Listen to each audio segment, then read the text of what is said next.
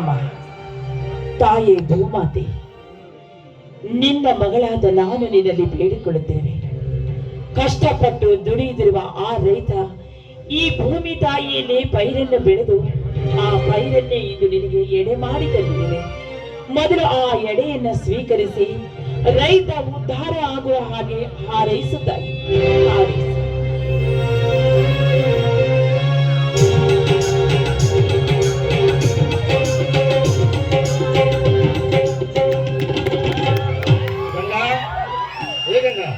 ನಾನು ಎತ್ತುಗಳನ್ನು ಕಟ್ಟಿ ಹುಲ್ಲಾಕಿ ಬರ್ತೇನೆ, ನೀ ಪೂಜೆ ಮಾಡಿ.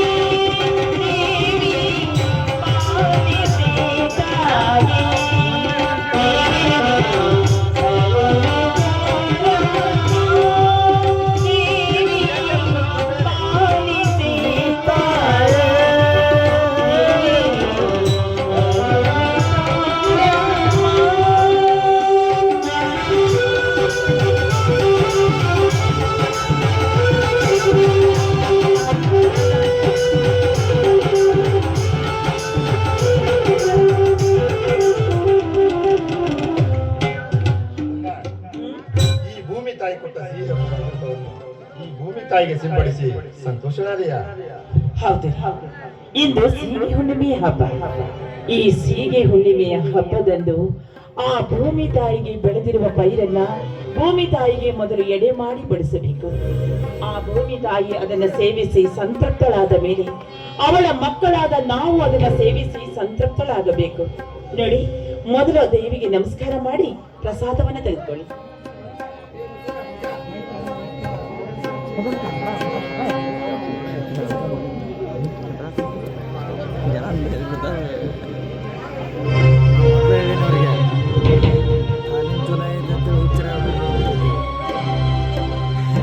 ಅಮ್ಮ ಭೂಮಾತೆ, ಬ್ರಹ್ಮಾಂಡದ ಬುರುಡೆಯನ್ನೇ ನಿನ್ನ ಗರ್ಭಧರಿಸಿಕೊಂಡು ಈ ಸುಂದರ ರೈತ ಮಗನನ್ನು ಸದಾ ಉದ್ಧರಿಸು ಮಹಾತಾಯಿ. ನಿನಗೆ ನನ್ನ ನಮಸ್ಕಾರಗಳು. ಒಪ್ಪತ್ತಿಗೆ 20 ಹನಿ ಈ ರೈತನ ಬೆವರು ಕುಡಿದು ಬರೀ ದಾವರೆಗಳದಿಷ್ಟು ಬೇಡಿದ ಹೊರ ಕೊಟ್ಟು ಜಗತ್ತಿಗೆ ಅನ್ನ ಹಾಕುವ ಅನ್ನದಾತನೆಂದು ಘೋಷಣೆ ಕೂಡ ಹೊರಟಿದೆ. ಆದ್ರೆ ಹಿಂದೆಲ್ಲಿದೆ ಈ ರೈತನಿಗೆ ಕಟುಕ ಅಧಿಕಾರಿ ವ್ಯಾಪಾರಸ್ಥರ ಕೈಲಿ ಸಿಕ್ಕು ರೈತನ ಕತ್ತು ಒದ್ದಾಡುತ್ತಿದೆ ಮಹಾತಾಯಿ. ಅದಕ್ಕೆ ನಿನ್ನ ಪಾದಕಮಲರಿಗೆ ಬೇಡಿಕೊಳ್ಳುವೆ ಮಹಾತಾಯಿ, ನನ್ನನ್ನೇ ಉದ್ಧರಿಸಲು. ನಂಬಿದ ಭಕ್ತರನ್ನ ಎಂದೂ ಕೈ ಬಿಡುವುದಿಲ್ಲ ಭೂಮಿ ತಾಯಿ. ಭಕ್ತಿಯಿಂದ ಭೂಮಿ ತಾಯಿಯ ಮಗನಾಗಿ ದುಡಿದು ಭೂಮಿ ತಾಯಿಯನ್ನ ನಂಬಿದರೆ ಆ ಮಣ್ಣನ್ನ ಮುಟ್ಟಿದರೆ ಹೊಲ್ಲಾಗೋದ್ರಲ್ಲಿ ಸಂದೇಹವಿಲ್ಲದೆ. ನಿಜ ಗಂಗಾ, ನಸುಕನಾಗಿ ಎದ್ದು ಎಮ್ಮೆ ಬಿಟ್ಟು ಕಸವನ್ನು ನೆತ್ತಿ ಮೇಲೆ ಹೊತ್ತು ತಿಪ್ಪೆಗೆ ಹಾಕುವ ನಿಜವಾದ ಅನ್ನದಾತ. ಆದರೆ ಚಿನ್ನದ ಬೆಳೆ ಬೆಳೆದು ಹೊನ್ನಿನ ಮನೆ ಕಟ್ಟೆಂದು ಮುಗಿಲೆತ್ತರ ಬೆಳೆದು ನಿಂತಿರುವ ಈ ಜಲದ ಫಲವನ್ನೇ ಕಿತ್ತು ಬಿಸಾಕಲು ಈಗಿನ ವ್ಯಾಪಾರಸ್ಥ ಶ್ರೀಮಂತ. ಗಂಗಾ, ಈ ಹಿಂದೆ ಮಾಡಿದ ಶೇಂಗಾ ವ್ಯಾಪಾರ ಎಲ್ಲ ಬರೀ ಅಡತಿ ಅಂಗಡಿಯವರ ಫಲ ಆಗಿದೆ. ಮುಂದೆ ಈ ರೈತ ಹೆಂಗ್ ಬದುಕಬೇಕು ಆ ಭಗವಂತನಿಗೆ ಗೊತ್ತು. ಮನೆಯಲ್ಲಿ ಖರ್ಚಿದೆ, ಎಣ್ಣೆ, ಕಾಳು, ಕಡಿ ಎಲ್ಲವನ್ನೂ ತರಬೇಕು. ಅಷ್ಟೇ ಅಲ್ಲದೆ ಹೊಲಕ್ಕೆ ಈ ಸರ್ತಿ ಬೀಜ, ಗೊಬ್ಬರ ಅಂತ ತುಂಬಾ ಸಾಲ ಮಾಡಿದಾಗಿದೆ. ಹೇಗೂ ಈ ಸರ್ತಿ ಪೈರು ಬಂದಿದೆಯಲ್ಲ, ಆ ಸಾಲವನ್ನ ತೀರಿಸಿಕೊಂಡ್ರೆ ಮುಂದಿನ ಬೆಳೆಯಲ್ಲಾದ್ರೂ ನಾವು ಆ ಲಾಭವನ್ನ ಇಟ್ಕೊಂಡ್ರೆ ಆಯ್ತು. ಗಂಗ, ಮಣ್ಣಿನಲ್ಲೇ ಹುಟ್ಟಿ ಮಣ್ಣಿಗಾಗಿ ಈ ದುಡಿಯೋ ಶರೀರ ಮಣ್ಣಿಂದಲೇ ಚಿನ್ನವಾಗಬೇಕು ಗಂಗಾ. ಅಂದಂತೆ ಈ ಸಲ ತುಂಬಿ ನಿಂತಿರುವ ಈ ಬೆಳೆ ಈ ರೈತನ ಕಳೆಯೋದರಲ್ಲಿ ಸಂದೇಹವಿಲ್ಲ ಗಂಗಾ. ಗಂಗಾ, ಇದರಲ್ಲಿ ನಮ್ಮ ತಮ್ಮನ ಮದುವೆನ ಜಾಮ್ ಜೂಮ್ ಆಗಿ ಮುಗಿಸ್ಬಿಡೋಣ. ಹೌದ್ರಿ, ಅವನಂತೂ ನಮ್ಮ ಮಾತೇ ಕೇಳೋದಿಲ್ಲ. ಇರೋದು 25 ವರ್ಷ ಆಗಿದೆ. ಅಂತದಲ್ಲಿ ಕಬಡ್ಡಿ ಟೂರ್ಮೆಂಟು ಅಲ್ಲಿ ಇಲ್ಲಿ ಹೋಗ್ತಾನೆ ಇರ್ತಾನೆ. ಆದಷ್ಟು ಬೇಗ ಅವನು ದಾರಿಗೆ ತರಬೇಕು ಅಂತಂದ್ರೆ ಅವನು ಒಬ್ಬ ಗೃಹಸ್ಥರನ್ನಾಗಿ ಮಾಡ್ಲೇಬೇಕು. ಅತ್ತಿಗೆ, ಅಣ್ಣ ಈಗ ಬಂದಿರಪ್ಪ ಸಹೋದರ.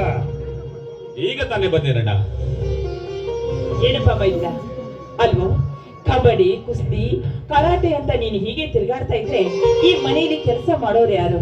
ನಿನಗೆ ಹೇಳೋರು ಕೇಳೋರು ಯಾರು ಇಲ್ವೇನೋ ಅಂತ ತಪ್ಪು ದಾರಿ ಹಿಡಿಯೋನಲ್ಲ ಅತ್ತಿಗೆ ಈ ನಿನ್ನ ಮೈದನ. ಮನೆ ಬಿಟ್ಟು 1 ವಾರ ತಿರುಗಾಡಿದರು ಅಣ್ಣ ಅತ್ತಿಗೆರ ಹೆಸರನ್ನ ಅಚ್ಚಳಿದ ಉಳಿಸ್ಲಿಕ್ಕೆ ಹೋಗಿದ್ದರು. ಅತ್ತಿಗೆ ಕೈ ತುತ್ತಿ ಉಳಿಸಿದ ಭಾಗ್ಯ ಇವತ್ತು ನನ್ನ ಪಾಲಿಗೆ. ರಾಜ್ಯ ಮಟ್ಟದ ಕುಸ್ತಿ ಸ್ಪರ್ಧೆಯಲ್ಲಿ ಕಣಕ್ಕಿಳಿದು ಸೆಟ್ಟು ಬಾರಿಸಿ ಈ ಕಡಾನ ಕಿತ್ತಂದಿದ್ದೀನಿ ಅತ್ತಿಗೆ. ಕಡಾನ ಕಿತ್ತಂದಿದ್ದೀನಿ ಅಣ್ಣ. ಬಹಳ ಸಂತೋಷ, ಬಹಳ ಸಂತೋಷ. ನಿನಗೆ ಅಣ್ಣನೆನಿಸಿಕೊಂಡು ನನ್ನ ಜನ್ಮ ಸಾರ್ಥಕವಾಯ್ತು ತಮ್ಮ, ಸಾರ್ಥಕವಾಯ್ತು.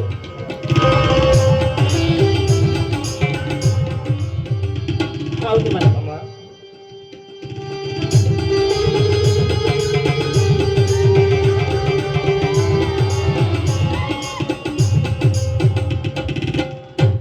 ಹೌದು ಮತ್ತೆ ಹುಲಿ ಹೊಟ್ಟೆಯಲ್ಲಿ ಹುಲಿಯೇ ಹುಟ್ಟುತ್ತೆ ಬಿಟ್ಟೆ ಇಲಿ ಹುಟ್ಟೋದಕ್ಕೆ ಸಾಧ್ಯನೇ ಇಲ್ಲ.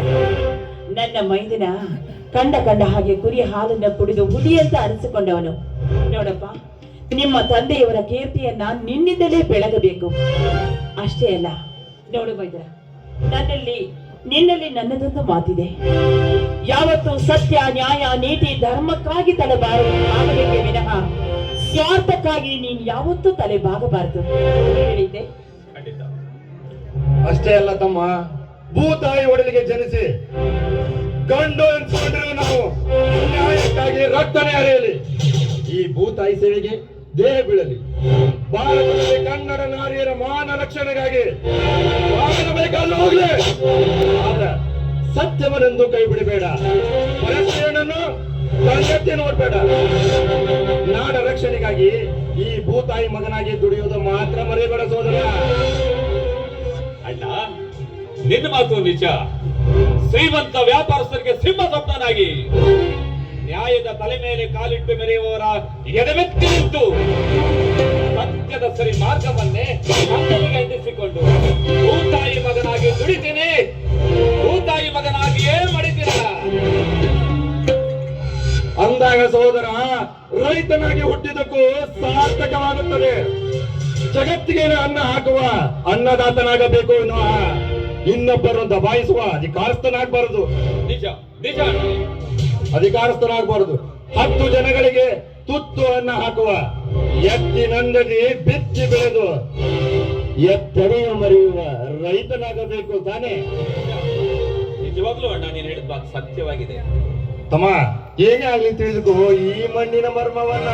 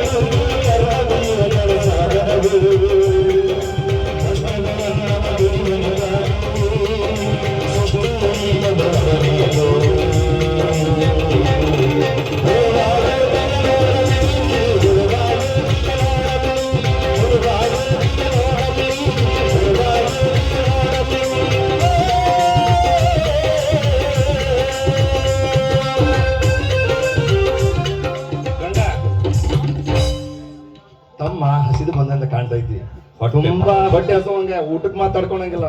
ಈ ಪ್ರಸಾದವನ್ನೆಲ್ಲ ಕೊಟ್ಟು ಊಟ ಮಾಡಿ ಕಳಿಸ್ಬಿಡು ಮನೆಗೆ ಅವ್ನು. 10 ರೊಟ್ಟಿ ಬೇಕಿತ್ತು ನನಗ. 10 ರೊಟ್ಟಿನ ಸಾಕಾ?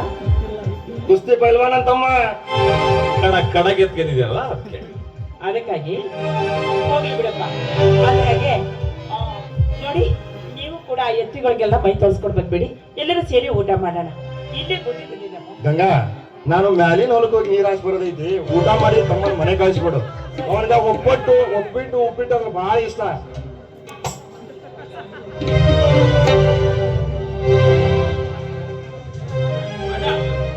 ನೀನು ಬರ್ಬೇಕಿತ್ತಣ್ಣ. ಅಣ್ಣ ತಮ್ಮ, ನಾನು ಮ್ಯಾಲಿನ ಹೊಲಕ್ಕೆ ಹೋಗಿ ನೀರ್ ಹಾಕಿ ಬರೋದೈತಿ. ಊಟ ಮಾಡಿ ಬುಟ್ಟಿ ತಗೊಂಡು ಮನೆಗೆ ಹೋಗ್ಬೇಡ. ಊಟ ತಗೊಂಡು ಹೋಗ್ಬೇಡ. ಹೋಗಬೇಡ ನೀ.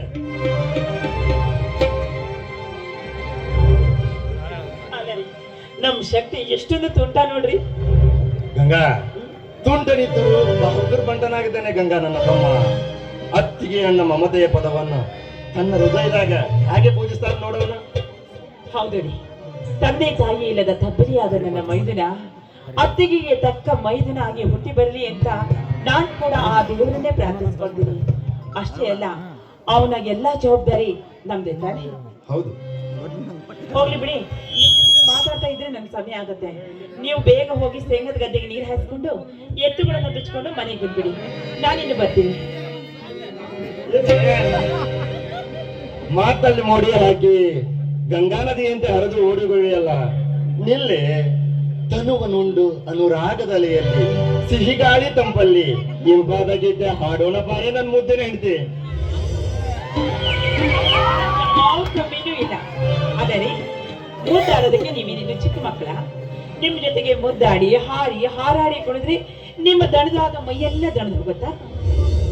ನನ್ ಮುದ್ದಿನ ಹೆಂಡ್ತಿ, ನನ್ನ ಮನ ಅಷ್ಟೇ ಅಲ್ಲ, ಹಸಿರು ಸೀರೆ ಉಟ್ಟು ಶೃಂಗಾರವಾಗಿ ಶೋಭಿಸುತ್ತಿರುವ ಈ ಭೂತಾಯಿ ಮನ ಕೂಡ ತಡೆಯುತ್ತದೆ. ಹಾಡೋಣ ಬಾರೆ ನನ್ನ ಮುದ್ದಿನ ಹೆಂಡ್ತಿ.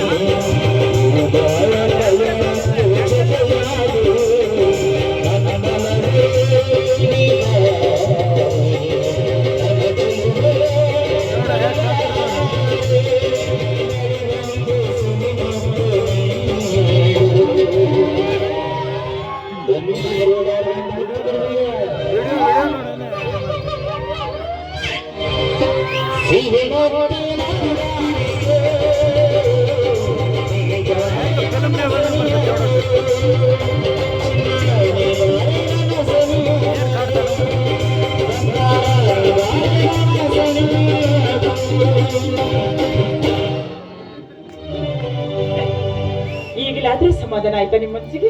ಬಹಳ ಸಂತೋಷ, ಎಷ್ಟು ಸಂತೋಷ, ಬಹಳ ಸಂತೋಷ, ಇಷ್ಟು ಸಂತೋಷ. ಎಷ್ಟು ಸಂತೋಷ. ಈಗಲಾದ್ರೂ ಬೇಗ ಹೋಗಿ ಎತ್ತುಗಳನ್ನ ಬಿಚ್ಕೊಂಡು ಮನೆಗೆ ಬಂದ್ಬಿಡಿ. ಆಯ್ತು ನಾನ್ ಗಂಗಾ, ಮನೆಗ್ ಹೋಗಿರ್ತೀನಿ. ವಾಪಸ್ ಬರ್ತೇನೆ ಮನೆಗೆ. ಬೇಗ ಬಂದ್ಬಿಡಿ. ಬೇಗ ಬರ್ತೇನೆ, ಕಾಯ್ತಾ ಇರು ನೀನು.